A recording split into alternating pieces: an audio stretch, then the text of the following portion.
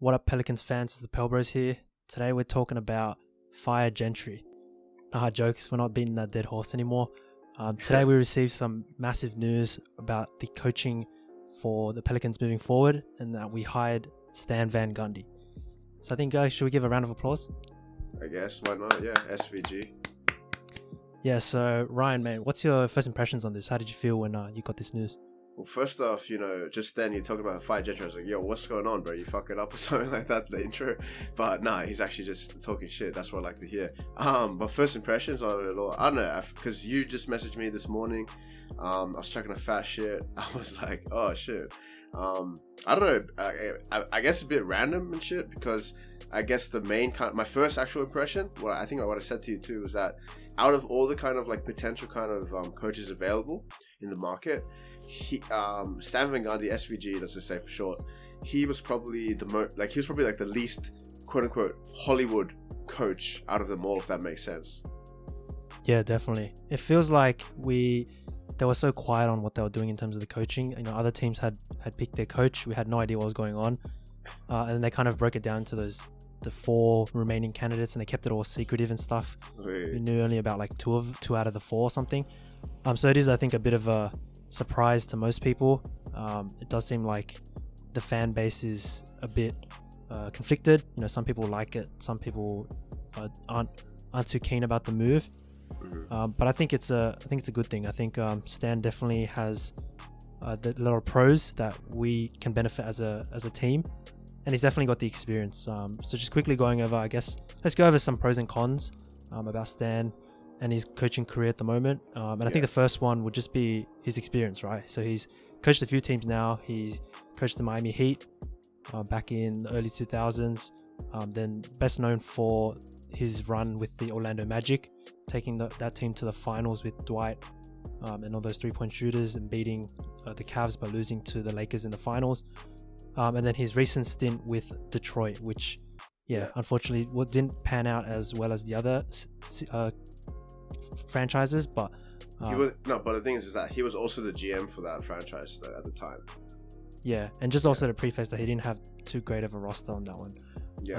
But yeah, just with in terms of his coaching record, it's quite a good win record. He's got 500 wins with 57% win rate, and I think we had said that I think Alvin's win rate was around 45%. And then to compare that with the Pels' entire franchise, we have 673 wins. So he's 150 wins off from our whole franchise. He which is definitely as a coach. Massive kind of experience that we're going to get from there. And then I think just the playoff repertoire. So like I mentioned, he's brought a bunch of teams to the playoffs. That Magic team, I believe he had a season with the Detroit Pistons in the playoffs, but he did miss a few seasons there. But yeah, just that's definitely just playoff experience, and he'll be able to bring kind of that defensive mindedness that we need at the Pelicans. He's been known for his good team defense. There were some of the teams back in the Miami Heat and Magic days that were actually never ranked poorly in defense. So I think that's definitely a massive thing that we've been barking all off season to say, bring in someone defensive minded, and that's definitely what they've gone for. Ryan, any thoughts on this one? No, man. I guess the only kind of thing is you touched on it before. I guess we should go in a bit more detail. Is that so he was actually the head coach of Miami Heat. I think it was 2003, 2005. But it was specifically he ended his time with Miami Heat just the year before they actually won their first the first chip with D Wade in 2006 with Shaq too, right? But the thing is that I think James was saying that Dwayne Wade actually really looked up to Stan or something like that. Or was it like that? Or so he really admired him, or I don't know, he had a big impact on his career. Yeah, exactly what he said. So D Wade definitely came out and has supported Stan. He said he's been a massive impact in his career, and then same thing with our very own JJ Redick. So JJ was playing under Stan at the Orlando Magic days. And he definitely gave a lot of props and credit to Stan being, I think, one of the most impactful players in his basketball career. So that definitely just goes to show that he's got a good relationship with his players, and I think a lot of players have vouched for him more so than kind of media and more so than fans. Goes to show that he just has a big impact on teams, and hopefully he can get the best out of our guys.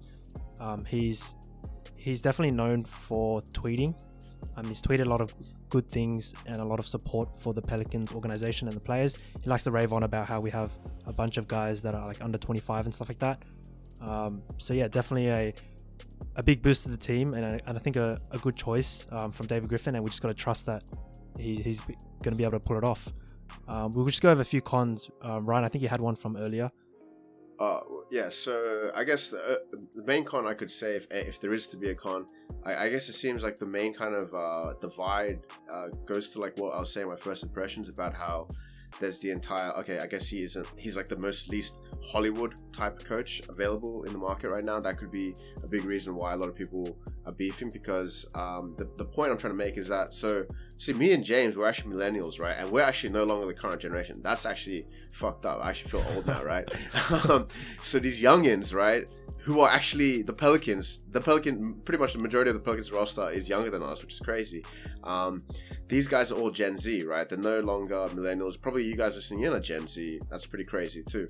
Anyways, though, what people are trying to say is that Gen Z, the style of coaching they needed someone that isn't as old as Stan Van Gundy. Obviously, like as in, it's almost putting his experience, his age, how many years he's got in the game against him, right? People are saying it's not necessarily what the team needs right now, as opposed to what people are trying to say is, okay, it may actually be better that they had someone like, for example, like a Jason Kidd, Mark Jackson, like even like a quote-unquote Steve Nash or something like that, like a younger ex-player coach, right, that would be able to kind of communicate with the team better at that point. But people say that kind of argument, but honestly, I reckon like that doesn't really mean shit, to be honest. Like, if the people buy into SVG, and the thing is that there's actually another big point too. Bringing him in probably does mean that we will keep around JJ and Drew because of how big that relationship was, and let's not forget JJ. I think he got drafted by Orlando, right? But the time they went to the finals, I'm not too sure if that was his first year. I don't think it was, but they went to the finals. So this was a team with what's it called, JJ. Vince Carter, Dwight Howard, and then even had guards like Jameer Nelson, right?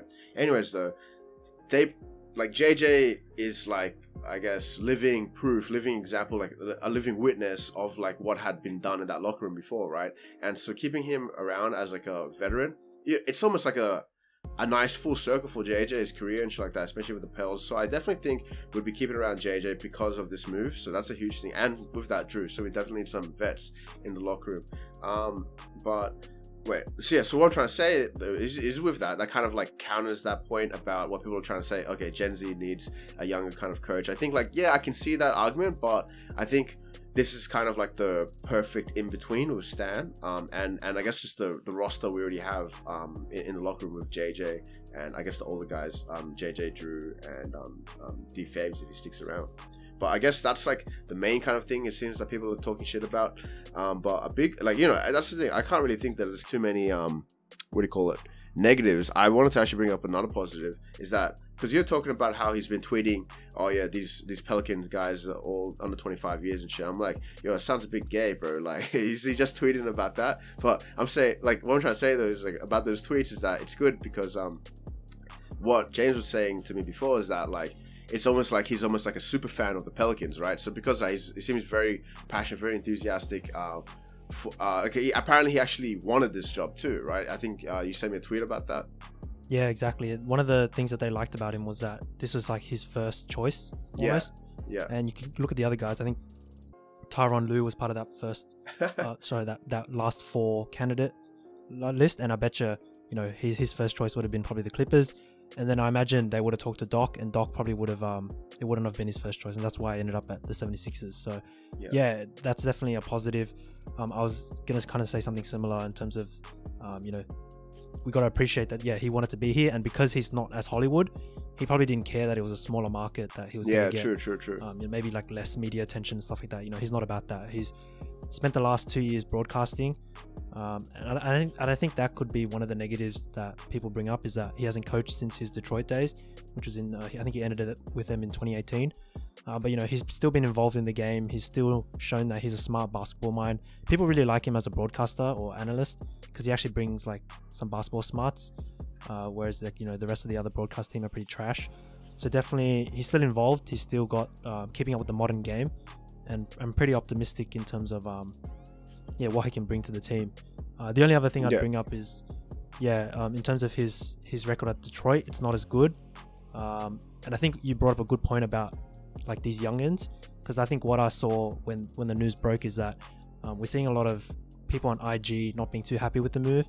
And let's be honest, everyone on IG is like 15-year-olds. They're all 14-year-old 15-year-old keyboard warriors, noobs. They don't know noobs to the game of life. They don't know what the 2000s Miami Heat team looked like. They don't know what that Orlando Magic team looked like. They've only been tuning in the past 2 or 3 years, and they instantly were just like, I don't know about this move, I don't like it. So not calling anyone out, but definitely go back in history and look at his record and look at what he's done with those teams, and you'll understand. Whereas a crowd at like on Reddit, I definitely did see a lot more positivity. People were a lot more optimistic and happy about the move. So definitely a good thing. The only last. Oh, sorry. Go for it. Go for it. Oh no. What's your last? Yeah. Oh, the very last thing is I have seen some people come out and say, he's not going to develop Lonzo, and exactly what I was going to talk about. So he's going to drop off and stuff. But to be honest, that's just Lonzo fanboys. They're not actually Pelicans fans. And if they really think that, then I think that's an issue with Lonzo more than anything. I don't think. Go for it. I was gonna say, going off of the Lonzo thing, this is actually something important. This is like, I need to bust the myth, you know what I mean, before you end this video. Basically, there's a myth going around, people being like, oh, Lonzo isn't going to develop that great under his system and stuff like that, because of the fact that apparently SVG, I guess he prefers guards that, he has problems with guards that are ball dominant specifically. And I'm just like, what the fuck are you all like smoking, dude? Like, Lonzo Ball is like the complete opposite of that. So that argument itself is just wrong, you know what I mean, in its creation, to be honest. The last kind of so what I'm trying to say is that even with the Lonzo worries, it's all G, don't worry, Lonzo fanboys. The last kind of thing I want to top it off is kind of going off of what you said before, but I just want to really break it down.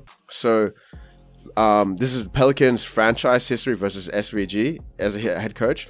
So 18 seasons Pelicans as a whole entire franchise, SVG 11 full seasons. SVG has had 8 trips to the playoffs, right? The Pelicans franchise has had 7, right? SVG has had 9 playoff series wins, okay? The Pels have had 2, okay? Only 2. Finally, SVG as a head coach has had 5 50-plus win seasons, okay? Obviously, I guess you could argue that all of that was in the East, right? But still, Pelicans have only had 1 50-plus win season. So I'm gonna end it at that, and I'm gonna just say, like, we should stop being like, don't be so fucking ungrateful, right? Don't bite the hand that feeds you, bro. Be happy that it's not fucking Alvin Gentry, for fuck's sake. Yeah, completely agreed. You pretty much summed it up completely. I want to say one last thing is just, I honestly think that any of the concerns that people have about SVG, like things are like around like Lonzo and stuff like that, I feel like they'll just be countered, because we know David Griffin will do make the right moves, right? So if there is an issue with point guards, if there is an issue developing Lonzo, he'll bring someone in, or we'll have someone there who will help develop him. So I trust that SVG David Griffin combo will work like perfectly. And I really think that there will be some good chemistry with the team. Definitely feel like Gentry lost the locker room by the end there. So that's why I'm pretty optimistic about this move. All right, but I reckon that sums it up. If you guys like this kind of content, holler at us, like our shit, subscribe. YouTube at Pelbros on Instagram. I don't want to say we're blowing up, but we are. We're always blowing up. You know how it be in the Pelbros. All right, but I reckon that's enough for today. Peace from me. We out. Laters.